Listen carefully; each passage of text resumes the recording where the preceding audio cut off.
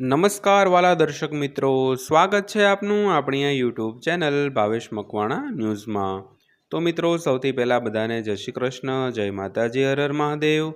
તો આજની તારીખ 29/5/2025। તો આજના પેન્શન સમાચારમાં આપણે વાત કરવાના છીએ પેન્શનરો અને સરકારી કર્મચારીઓની આશાઓ પર પાણી ફરી વળ્યું છે। તો સરકાર જુલાઈ 2025માં આપી શકે છે એક મોટો ઝટકો। તો મિત્રો, શું છે માહિતી તે વિગતવાર આપણે વિડીયોમાં વાત કરવાના છીએ, એટલે વિડીયો તમે ખાસ અંત સુધી જોઈ લેજો મિત્રો। અને આપણી આ ચેનલ તમે સબસ્ક્રાઈબ ન કરી હોય તો ડેઈલી આવી જ માહિતીઓ મેળવવા માટે આપણી આ યુટ્યુબ ચેનલ પણ તમે સબસ્ક્રાઈબ કરી લેજો મિત્રો। તો શરૂ કરીએ આજનો વિડીયો। તો વાત કરીએ તો જુલાઈ 2025 માટે ડીએ વધારો। તો આ મોંઘવારીમાં સરકાર દ્વારા કર્મચારીઓને નાણાકીય બોજમાંથી રાહત આપવા માટે મોંઘવારી ભથ્થું છે તે આપવામાં આવે છે। તો સરકાર વર્ષમાં 2 વાર મોંઘવારી ભથ્થામાં વધારો કરે છે। તો માર્ચમાં મોંઘવારી ભથ્થામાં 2%નો વધારો થયો હતો, જેને કારણે કર્મચારીઓ થોડા નાખુશ હતા। તો હવે આ દરમિયાન જુલાઈમાં લાગુ થનારા મોંઘવારી ભથ્થા અંગે એક મોટું અપડેટ આવ્યું છે દોસ્તો। તો સરકાર વર્ષમાં 2 વાર મોંઘવારી ભથ્થામાં સુધારો કરે છે। તો સરકાર દ્વારા જાન્યુઆરીથી જૂન માટે મોંઘવારી ભથ્થામાં એક વખત અને જુલાઈથી ડિસેમ્બર માટે બીજી વખત વધારો કરવામાં આવે છે દોસ્તો। જો કે સરકાર તેની જાહેરાત હોળી અને દિવાળી જેવા તહેવારોની આસપાસ કરે છે। તો માર્ચમાં ડીએમાં વધારા પછી જાન્યુઆરી જૂન 2025ની સમીક્ષા પછી હવે ડીએ 55% થઈ ગયો છે। તો ચાલો જાણીએ કે જુલાઈમાં ડીએમાં કેટલો વધારો થશે મિત્રો। તો ત્યારબાદ વાત કરીએ તો ડીએની ગણતરી કેવી રીતે થાય છે। તો આ વખતે માર્ચમાં ડીએ વધારો 78 મહિનામાં સૌથી ઓછો રહ્યો છે। તો 7મા પગાર પંચ મુજબ ડીએની ગણતરી છેલ્લા 12 મહિનાની CPI-IWની સરેરાશને આધારે કરવામાં આવે છે। તો હાલમાં જાન્યુઆરી 2025થી ડીએ 55% છે અને આ વધારા પછી કર્મચારીઓની નજર જુલાઈ 2025માં સંભવિત વધારા પર છે મિત્રો। ત્યારબાદ ચર્ચા કરીએ તો જુલાઈ મહિનાના ડીએ અંગે કર્મચારીઓની અપેક્ષાઓ। તો જાન્યુઆરી જૂન 2025 માટે ડીએ વધારા પછી 1.2 કરોડથી વધુ કેન્દ્રીય કર્મચારીઓ અને પેન્શનરો જુલાઈ ડિસેમ્બર 2025 માટે ડીએમાં બમ્પર વધારાની અપેક્ષા રાખી રહ્યા છે।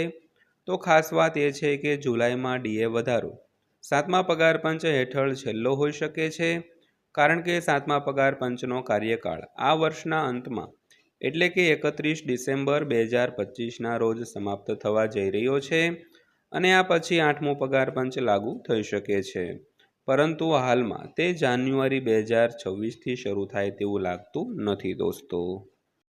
તો ત્યારબાદ વાત કરીએ તો માર્ચ મહિનાના CPI-IWના આંકડા શું કહે છે। તો માર્ચ 2025ના all India consumer price index for ઔદ્યોગિક કામદારોને જોયા પછી જુલાઈ માટે કર્મચારીઓની ડીએની અપેક્ષાઓ વધી ગઈ છે। તો તમને જણાવી દઈએ કે માર્ચમાં CPI-IW 0.2 પોઈન્ટ વધીને 143 થયો હતો। તો આંકડો ફેબ્રુઆરી કરતાં થોડો વધારે છે દોસ્તો। તો આ એક સકારાત્મક સંકેત છે, કારણ કે નવેમ્બર 2024થી ફેબ્રુઆરી 2025 સુધી આંકડા નિયમિતપણે ઘટી રહ્યા હતા। તો આ સાથે માર્ચમાં વાર્ષિક ફુગાવાનો દર 2.95% હતો, જે ફેબ્રુઆરી કરતાં થોડો વધારે છે દોસ્તો। ત્યારબાદ વાત કરીએ તો જુલાઈ 2025માં ડીએ આટલો વધશે। જો આપણે માર્ચ 2025 સુધીના ડેટાના સરેરાશ ડેટા પર નજર કરીએ તો આ આધારે ડીએ 57.06% પર પહોંચી ગયો છે।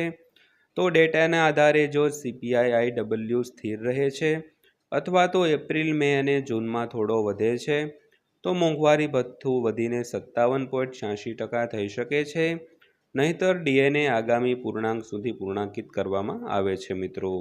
તો મિત્રો, માર્ચ સુધીના ડેટા પર નજર કરીએ તો આ આધારે ડીએ છે તે 57.06% પર પહોંચી ગયો છે હાલમાં। અને જો આ ડેટાને આધારે CPI-IW સ્થિર રહે અને અથવા તો એપ્રિલ, મે અને જૂનમાં થોડો વધતો હોય તો મોંઘવારી ભથ્થું છે તે વધીને 57.86% થઈ શકે, પરંતુ 57.50%ની ઉપર જાય તો 58% મોંઘવારી ભથ્થું થાય અને 57.50%ની નીચે રહે તો ફક્ત 57% જ મોંઘવારી ભથ્થું વધતું હોય છે। તો ત્યારબાદ જોઈએ તો CPI-AW ડેટા મુજબ DA તો તમને જણાવી દઈએ કે જો મોંઘવારી ભથ્થામાં વધારો સરેરાશ 57.50%થી વધુ હોય તો મોંઘવારી ભથ્થું 58% થઈ શકે છે, પરંતુ જો તે આનાથી ઓછું હોય તો તે મોંઘવારી ભથ્થું ફક્ત 57% જ રહેશે મિત્રો। એટલે કે જો ડેટાને આધારે જોવામાં આવે તો જુલાઈ 2025માં DAમાં 2%થી 3%નો વધારો થવાનો નિર્ધાર છે। જો કે હાલમાં CPI-AWમાં થોડો વધારો થયો છે મિત્રો। તો મિત્રો આ હતી આજની માહિતી પસંદ આવી હોય તો વિડીયોને લાઇક કરજો અને આવા જ વિડીયો જોવા માટે આપણી આ ચેનલ પણ સબસ્ક્રાઈબ કરી લેજો મિત્રો।